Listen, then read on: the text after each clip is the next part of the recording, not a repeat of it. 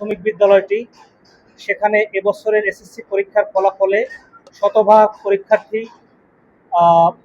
সফলকাম হয়েছে, অর্থাৎ উত্তীর্ণ হয়েছে। তো এই ফলাফলের পিছনে আমি যেটি মনে করি, একটি বিদ্যালয় বা একটি শিক্ষা প্রতিষ্ঠানের সফলতার পিছনে 4টি অনুষঙ্গ কাজ করে। প্রথম হলো যে শিক্ষার্থী, শিক্ষক, তারপরে অভিভাবক এবং ম্যানেজিং কমিটি।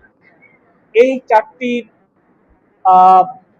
যদি ভালোভাবে ফাংশনাল থাকে, যে কোনো শিক্ষা প্রতিষ্ঠান আমি মনে করি ভালো ফলাফল করবে এবং সেখানকার শিক্ষার মান, শিক্ষার পরিবেশ নিশ্চয়ই সেটি নিশ্চিত করবে। তো সেক্ষেত্রে আপনারা জানেন যে পুলিশ লাইন্স মাধ্যমিক বিদ্যালয় মাগুরা এটি জেলা পুলিশ কর্তৃক পরিচালিত একটি শিক্ষা প্রতিষ্ঠান। যেহেতু আমরা পুলিশ সুশৃঙ্খল বাহিনীর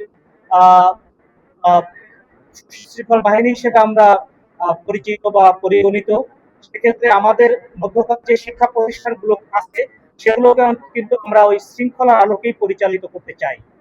তো আমাদের পুলিশ লাইন্স মাধ্যমিক বিদ্যালয়ের যারা সম্মানিত শিক্ষক মন্ডলী আছেন, সম্মানিত অভিভাবক যারা আছেন এবং আমাদের শিক্ষার্থী যারা আছেন, তাদের এবং যে কঠোর নিয়ম শৃঙ্খলার মধ্যে রেখে আমাদের শিক্ষার্থীদেরকে পরিচালিত করার যে একটি প্রয়াস, আমি মনে করি সেটি কিন্তু আমাদের আজকের এই শতভাগ সফলতার অন্যতম নিয়ামক হিসেবে কাজ করেছে।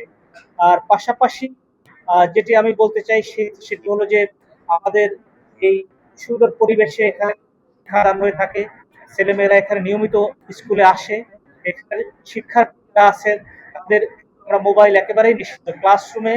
এমনকি আমি সম্মানিত শিক্ষকদেরও মোবাইল নিয়ে প্রবেশ করে দিয়েছি।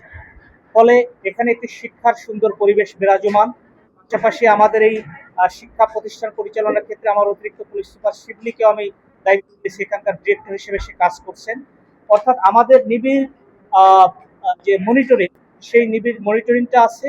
পাশাপাশি আমাদের শিক্ষক, ছাত্রছাত্রী এবং অভিভাবকদের সম্মিলিত প্রয়াসেই আজকের আমরা একটি সফল শিক্ষা প্রতিষ্ঠান হিসেবে এই মাগুরা জেলায় শতভাগ পাশের রেকর্ডটি অর্জন করতে সক্ষম হয়েছি। তো আমি, আপনারা সম্মানিত সাংবাদিক যারা আছেন,